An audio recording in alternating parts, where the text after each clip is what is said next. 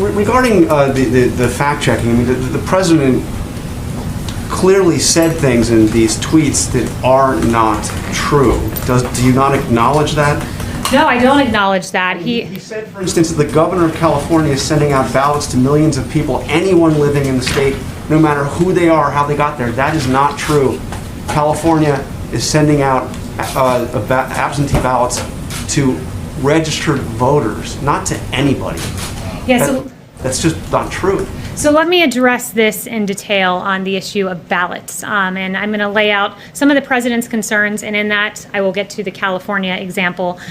First, I want to note that there is a Pew study done that shows there's plenty of reason to believe that in the mass mail-in system that there is fraud. They estimated that approximately 24 million, 1 out of every 8 voters registered in the U.S. are no longer valid or are significantly inaccurate. So these are people who are on voter registrations that have not been maintained, that have not been kept up.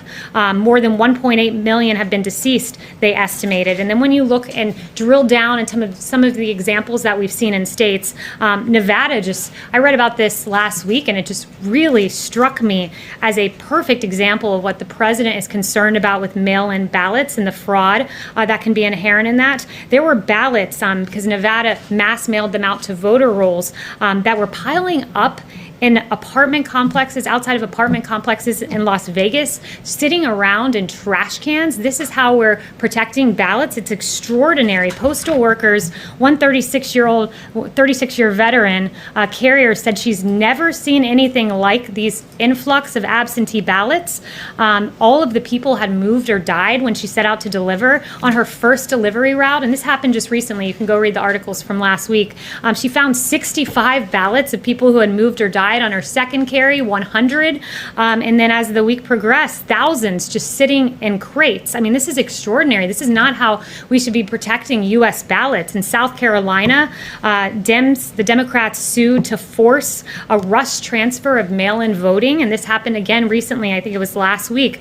And mail-in ballots for South Carolina turned up in Maryland. There's another example of 700 suspicious mail-in ballots in Dallas, and an individual charged with second-degree felony illegal voting, and he's accused of visiting a woman in April to collect her blank absentee ballot, filling it out and forging her signature. I mean, this is extraordinary.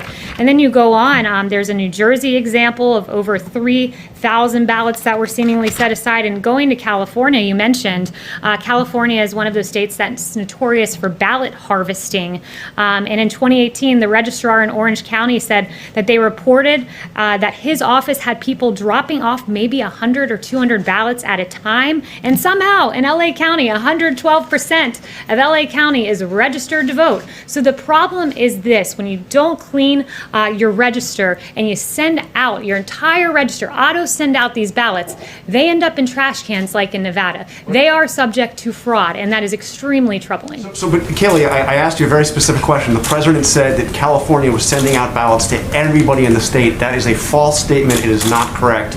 Will the president correct that, acknowledge that what he said is simply not true? There's an executive order that was put into place recently by Gavin Newsom that would auto-send to voter rolls, and that would lead to what the president was suggesting. Yes. Excuse me, Kayleigh, to registered voters, it's not to everybody, it's to registered voters. Yeah, to everyone, including dead people on the voter rolls, including to the mysterious 112% in LA County. That's not just everyone. That's everyone plus an extra 12%. And if you're not concerned about that, I'm sorry. I mean, the media is very concerned about the security of our elections, but when it comes to mail-in ballots, all of a sudden, the concern for election security just melts away. But Kayleigh, you yourself have voted by mail. Thank you very much. Brian.